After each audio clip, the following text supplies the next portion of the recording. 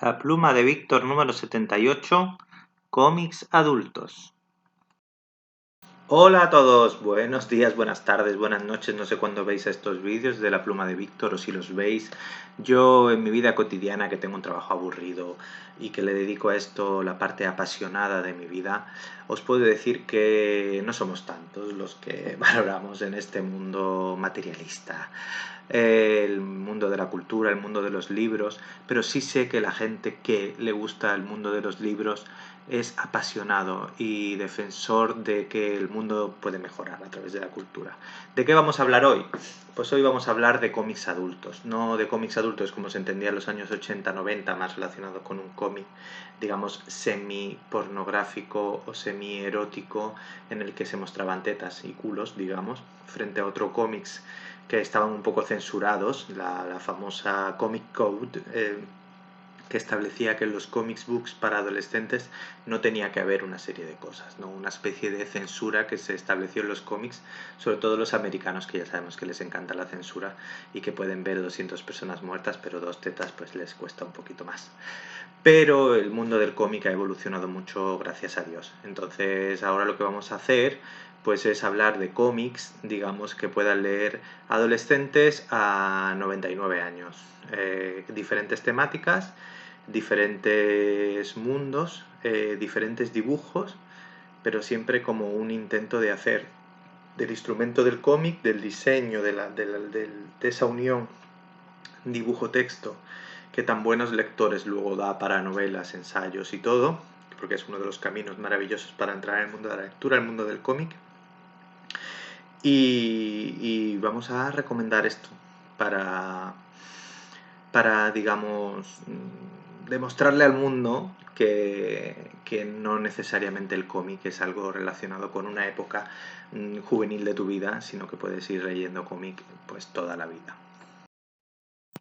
Empezamos con Trapicheos en la Segunda Avenida. Como veis, la autora es Joyce Bradner, una dibujante muy relacionada con Harvey Pekar, que era el guionista de American Splendor, que era la historia de un guionista de Ohio que tenía una especie de que no encajaba en el mundo. Pues Joyce Bradner lo que hace en Trapicheos en la Segunda Avenida, maravillosamente editado por Dos Bigotes, ¿vale? Aquí tenéis una muestra del dibujo, ¿no?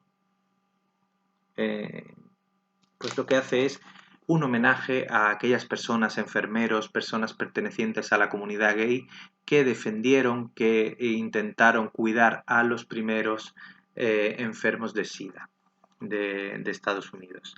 Entonces es un libro homenaje, como veis estas coronas votivas que les hacen aquí, ¿no?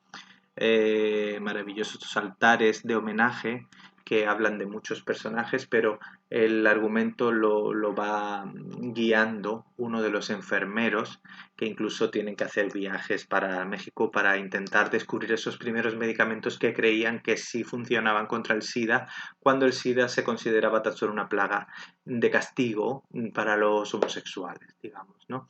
Y que había gente que ni siquiera investigaba porque consideraban que ya merecía la pena, que era una especie de plaga moral, ¿no?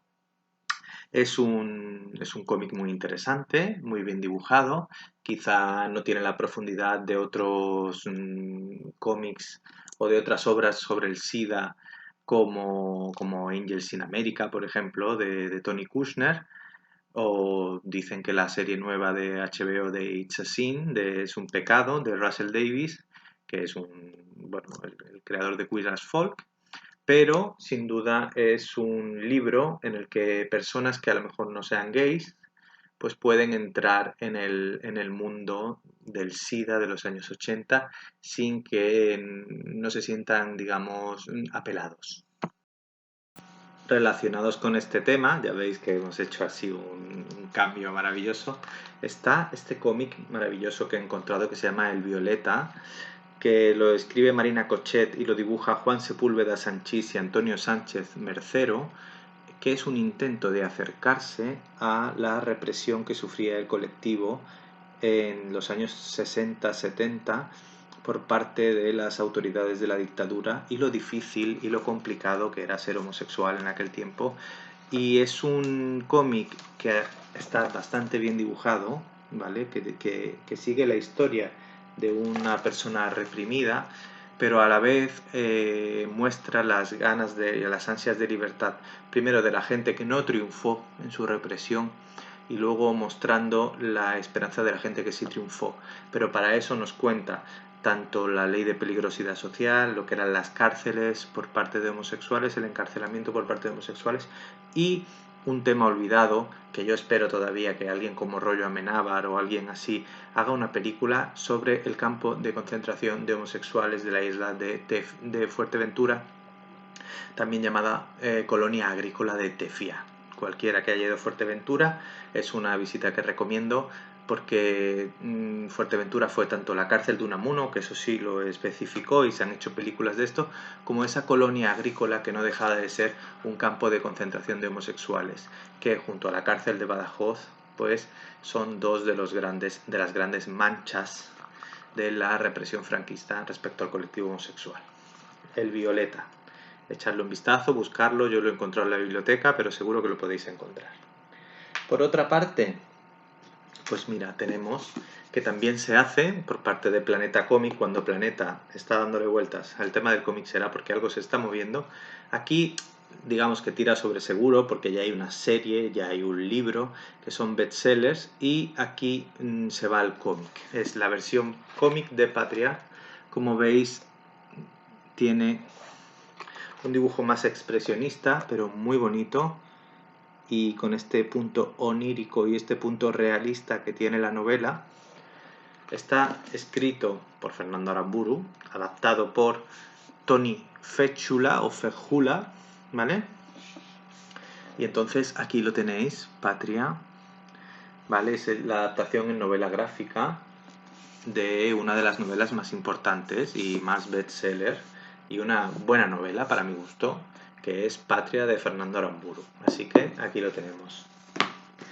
Por otra parte, nos vamos a obras maestras con estos dos genios, nunca los veré suficientemente, Javier Olivares y Santiago García, que hacen cómics desde España que están a la altura de los mejores cómics americanos, franceses o belgas. ¿Por qué lo digo? Porque es muy fan, ¿no? Primero porque ellos hicieron uno de los mejores cómics de la década anterior, que es Las Meninas, que trata de la vida de Velázquez, de la pintura de las meninas a través del tiempo, y aquí no se conforman con plantear la historia de Troya, digamos, de Aquiles, Patroclo y todo esto. Entonces hablan de la cólera de Aquiles y lo presentan pues eso, como si fuera pues lo que era, un niñato que la armó bien gorda. Por otra parte tienen este tipo de dibujos aparentemente pequeños, aparentemente básicos, que le dan la vuelta, porque ellos no se conforman nunca con dar lo que tú te esperas y entonces proponen lo que sería el cómic en dos dimensiones y de ahí la portada, ¿no? Hacen un cómic que la mitad del cómic se lee así y la otra mitad del cómic establecida en el futuro se lee de otra manera, utilizando la historia antigua para ofrecer un futuro nuevo en el que la cólera de Aquiles triunfara y que la cólera de Aquiles era lo que hizo que se creara Europa, que se creara el pensamiento occidental tal y como esto. Es un cómic arriesgado, ¿vale? Quizá no es el 10 que es Las Meninas, pero es un 8,5, casi 9, y es un cómic que merece la pena leer y estas personas deberían ser más conocidas en España y hacerle 1000 entrevistas. La cólera, ¿vale? Otro de los mejores autores españoles de cómics para adultos sería, para mi gusto, Alfonso Zapico. Alfonso Zapico es un dibujante, mira, aquí viene una cosa que me hace mucha gracia, que es, ¿vale? Que parece un señor decimonónico y nacido en Asturias, es un asturiano de pro, que lo que habla aquí es de la epopeya que se establece en la Revolución Minera de Asturias de 1934, a través de la historia del hijo de un marqués, dueño de unas minas, con la hija de un sindicalista de la mina. Entonces es con ecos unamunianos, Belarmino y Apolonio se llaman los protagonistas, ¿no?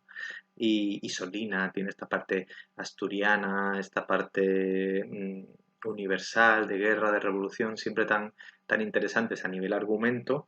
Y es una saga de la que yo aquí muestro el tomo 3, pero va a hacer 4 tomos. Y es una historia que se lee con gusto, que está muy bien dibujada, muy bien escrita, aparentemente normal, pero Zapico tiene un estilo aparentemente suave, pero profundamente profundo, ¿no?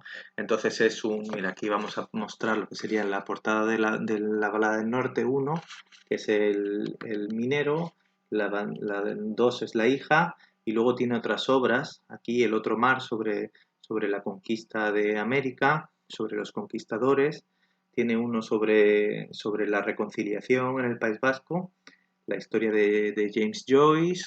O sea, es un autor que le interesan siempre temáticas muy, muy, muy, muy interesantes. Y por último, todo esto viene porque finalmente me han mandado desde Málaga esta joya, esta obra maestra que no deja de ser, por muy pesada que sea, una adquisición imprescindible en cualquier biblioteca de cualquier persona, que es el Todo Mafalda de Quino. Así que os vamos a repasar un poco, pero se nos está haciendo tarde, que sería el Todo Mafalda de Quino, Trapicheos en la Segunda Avenida de Joyce Brachner y Marcingarelli se llama el dibujante, La Balada del Norte, La Cólera de Javier Olivares y Santiago García, Patria y El Violeta, ¿vale? Así que nada, leer y disfrutar mucho y cuidarse. Felices lecturas.